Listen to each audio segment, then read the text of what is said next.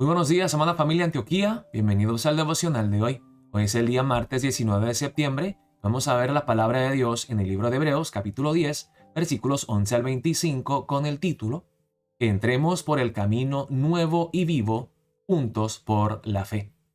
En el pasaje de hoy hay una transición entre la parte teórica y la parte práctica del libro de Hebreos.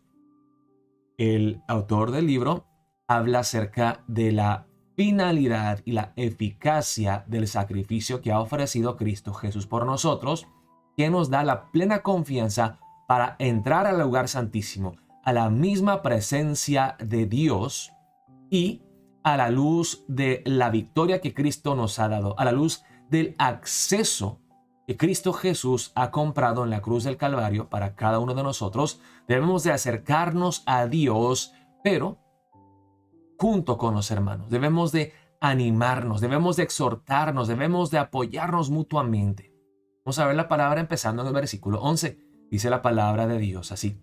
Y veremos en la primera parte que el autor hace muchas alusiones al Antiguo Testamento, obviamente porque es una carta escrita a los cristianos judíos que tienen conocimiento del Antiguo Testamento. Dice la palabra de Dios así. Y ciertamente todo sacerdote está día tras día ministrando y ofreciendo muchas veces los mismos sacrificios que nunca pueden quitar los pecados. Pero Cristo, habiendo ofrecido una vez para siempre un solo sacrificio por los pecados, se ha sentado a la diestra de Dios. Esto ya lo hemos visto muchas veces, hermanos. En el versículo 11 dice que los sacerdotes humanos, los sacerdotes levíticos, nunca podían parar de ministrar, dejar de ministrar porque el pueblo seguía pecando. Entonces, día tras día tenían que ofrecer muchas veces los mismos sacrificios ineficaces, sin fin, sin descansar, que nunca pueden quitar los pecados.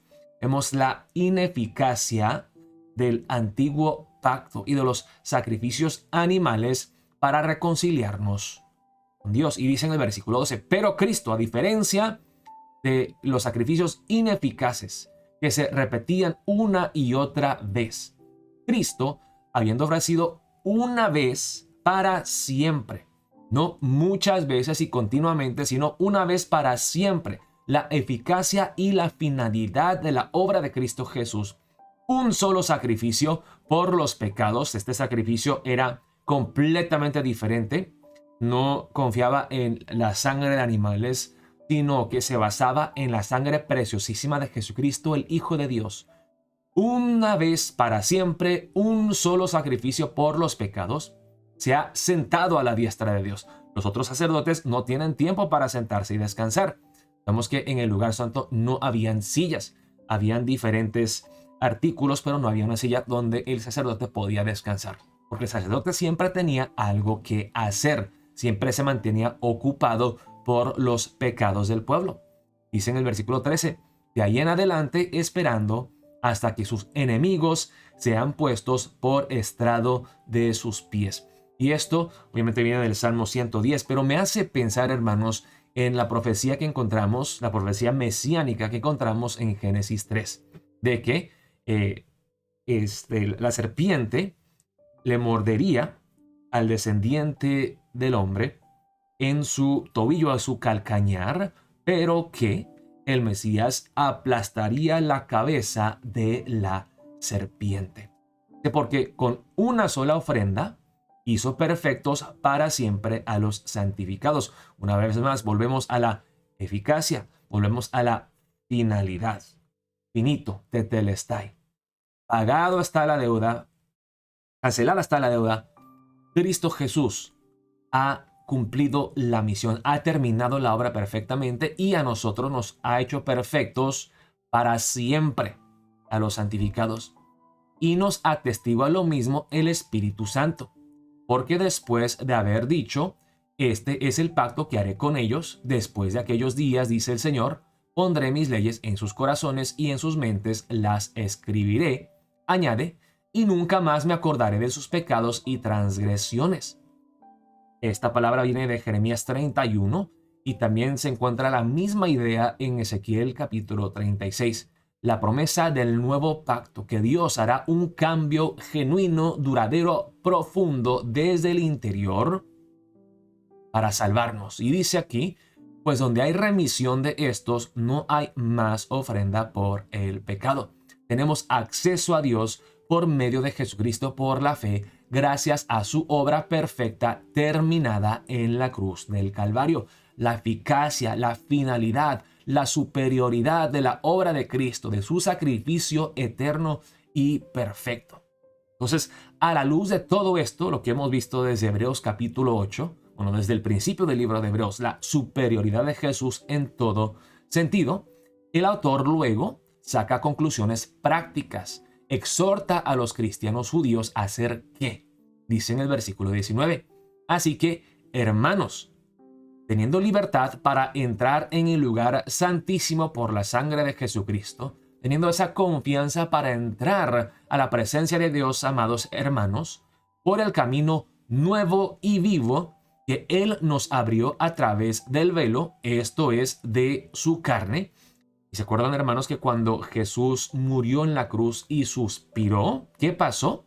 Tembló y se partió el velo que separaba el lugar santo del lugar santísimo en dos, de arriba para abajo.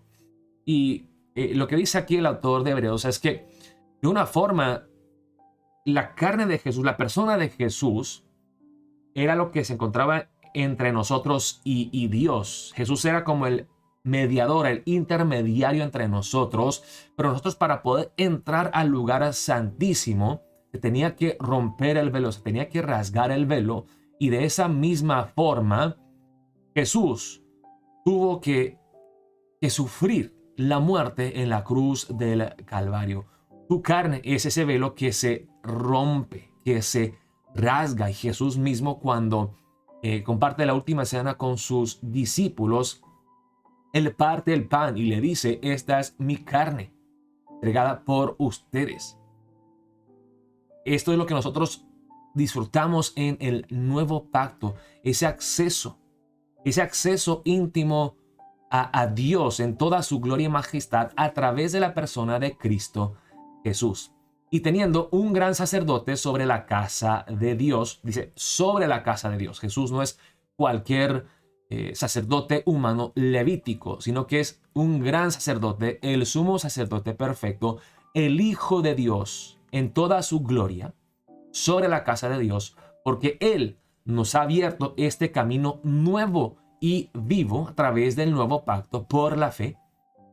Acerquémonos con corazón sincero, en plena certidumbre de fe, purificados los corazones de mala conciencia y lavados los cuerpos con agua pura. Entonces, la exhortación del autor a los cristianos judíos es: porque Él nos ha abierto este camino nuevo, acerquémonos, caminemos sobre ese camino y lleguemos ante la presencia de Dios, pero con un corazón limpio, puro y sincero, en plena certidumbre de fe, purificados los corazones de mala conciencia y lavados los cuerpos con agua pura. Lavamiento del cuerpo significa el bautismo, pero el bautismo, hermanos, no solamente es un baño físico, sino que es una purificación de nuestros corazones, de nuestros pecados. Por dentro hay un cambio, recibimos un corazón nuevo, somos purificados para poder entrar ante Dios con un corazón limpio, puro. Y para hacer esto, hermanos, ¿qué tenemos que hacer? Mantengamos firme, sin fluctuar, la profesión de nuestra esperanza, porque fiel es el que prometió. Tenemos que mantenernos firmes en nuestra convicción, en nuestra fe, en la profesión de nuestra esperanza que hemos hecho. Nuestra esperanza no está en las cosas del mundo, no está en los gobiernos de este mundo, no está en nuestra salud, no está en el dinero, no está en la prosperidad, no está en que las cosas siempre nos vayan bien. Nuestra fe está puesta, nuestra esperanza está anclada en Cristo Jesús. Y por eso dice aquí el autor: como Cristo ha entrado al lugar santo y nos ha dado ese acceso, pongamos nuestra fe, nuestra confianza, anclemos nuestra esperanza en Cristo, porque fiel es el que prometió.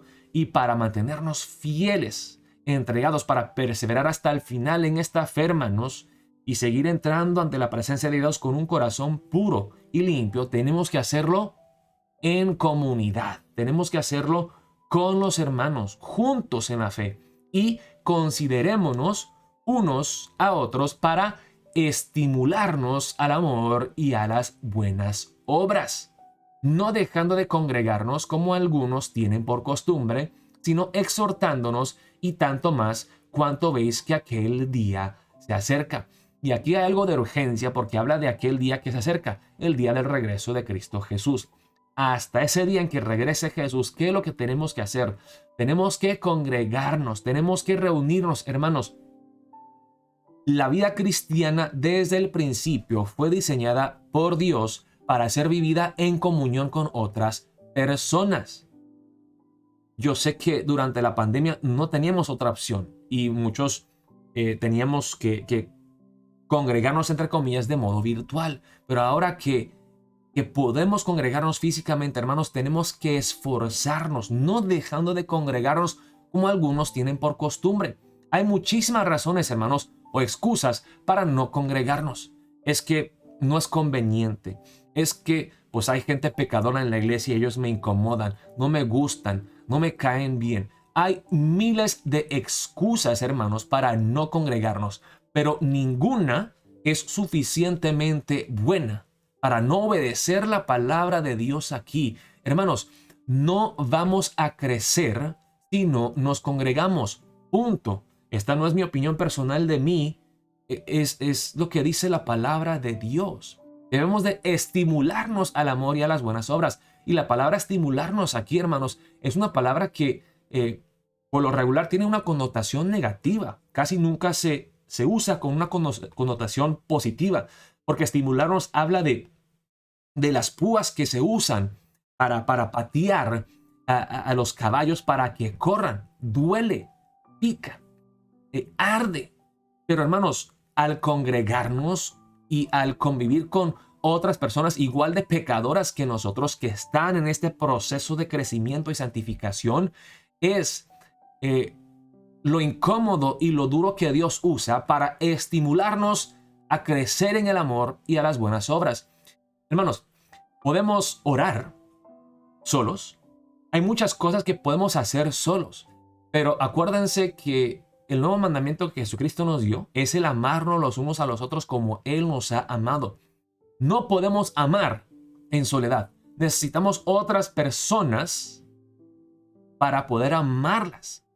Y aquí dice, hermanos, que para crecer en nuestra fe, para acercarnos a Dios con una conciencia limpia, para tener comunión con Dios, es necesario tener comunión con otros hermanos y apoyarnos, animarnos mutuamente en la fe. Así que, hermanos,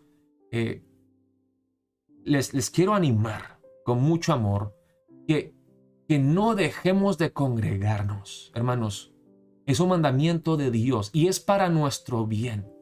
Yo sé que hay miles de excusas, muchas razones para no congregarnos, pero como les dije, no hay ninguna que sea suficientemente buena para desobedecer la palabra que Dios nos ha dado aquí.